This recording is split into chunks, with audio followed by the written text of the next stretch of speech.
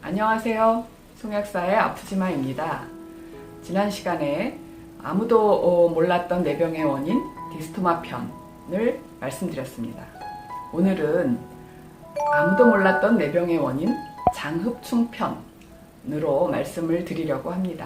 지난 시간에 말씀드렸듯이 그렇게 깔아지고 힘들고 기력 없고 정말 죽을 것 같았던 그 몸의 상태에서 디스토마를 발견하고 그 구충제를 먹음으로써 어느 정도는 회복이 되었습니다.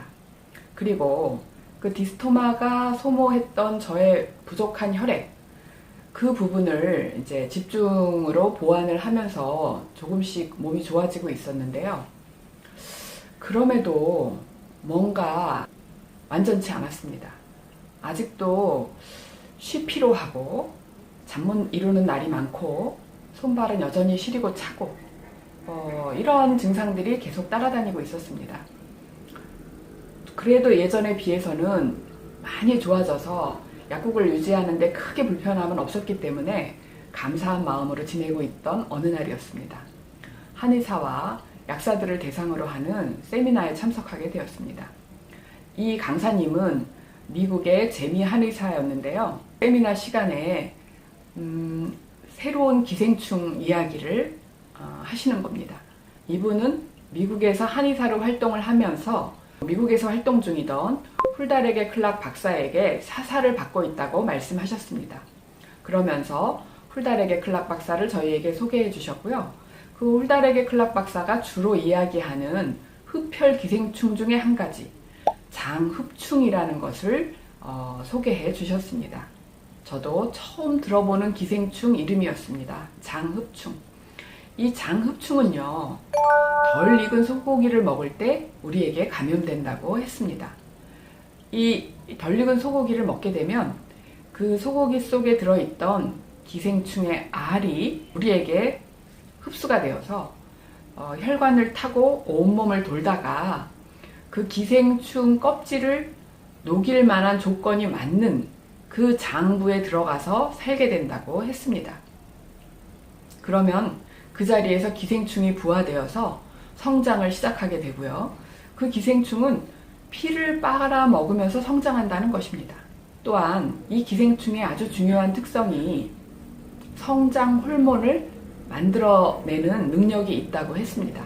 그래서 이 기생충이 성장 호르몬을 만들어내면서 자기 자신이 성장하지만 그 기생충 주변에 있는 우리 몸의 조직 세포들이 그 성장 호르몬의 영향을 받아서 함께 성장하게 되면 종양이 된다는 것입니다. 양성 종양이 되면 어딘가에 그 혹이 생기거나 근종이 생기거나 그런 결과를 만들어내고요. 그게 악성 종양이 될 경우에는 암이 된다라고 이야기를 했습니다. 처음 듣는 개념인데 그 장흡충의 기생충이 있을 때 우리 몸에 나타날 수 있는 증상들을 쭉 소개하는 설명을 들으면서 제가 디스토마가 있을 때 나타나는 증상과 너무 흡사하기도 했고 또 그 당시에 제가 가지고 있었던 증상과 완전히 일치하는 거였습니다. 저는 제 머릿속에 반짝하고 불이 켜지는 것 같았습니다. 이 내용은 진리다.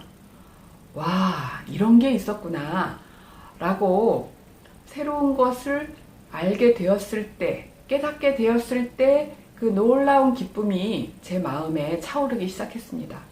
그거에 대한 확신을 더해 주었던 것은 제가 그 당시 한약을 지어서 드리고 있던 몇 분의 그 고객들이 전혀 그 개선 반응이 나타나지 않고 있어서 고민 중이었습니다. 그런데 그분들이 호소하고 있는 증상과 이 흡혈 기생충이 있을 때 나타나는 증상들이 너무 정확하게 일치하는 것입니다. 와우, 이럴 수가. 거기서 확신을 얻었고요.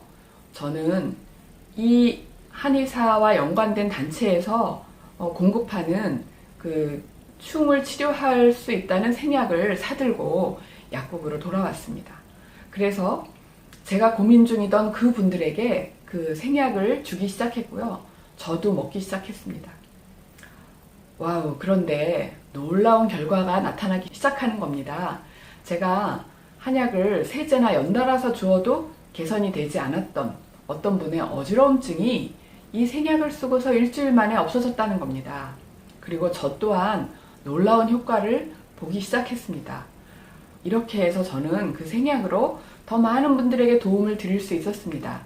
이렇게 재미있게 그 장흡충에 대한 구충 작용을 하고 있던 어느 날 이 단체가 없어지면서 그 생약을 이제 더 이상 공급받지 못하게 됐습니다. 목마른 사람이 우물을 판다고 이렇게 효과 있는 제품을 계속해서 써야 될 텐데 라고 계속 마음속으로 찾고 있던 저는 어느 날 이 제품을 한국에서도 만들 수 있겠다라는 생각이 들기 시작했습니다. 그 훌다레게 클락 박사가 그 기생충을 치료하는 처방을 소개를 했었기 때문입니다. 거기에 들어가는 처방은 흑호도에서 추출한 액상 제품과 쑥과 정향 이렇게 우리가 쉽게 구할 수 있는 제품들에 있었습니다. 그 흑호도는 미국에서 이제 나는 걸로 알고 있지만 우리나라에서 생산되는 모든 제품이 더 강한 약성이 있다라고 믿고 있었던 저는 우리나라 호도에서도 충분히 이게 가능할 거야 라는 생각으로 그 우리나라 호도를 가지고 제품을 만들어 보았습니다. 그래서 주변 사람들에게 나누어 주기 시작했습니다. 나중에 알게 된 것은 우리나라 호도에서도 충분히 같은 약성을 얻을 수가 있었다는 것입니다. 이 흡혈 기생충에 대한 이야기는 제가 할 이야기가 무척 많은데요. 오늘은 여기까지 간단하게 소개를 드리고 다음 시간에 더 자세한 이야기를 드릴 수 있는 영상을 한 번 더 만들었으면 좋겠습니다. 오늘은 여기까지로 해서 마치겠습니다. 감사합니다.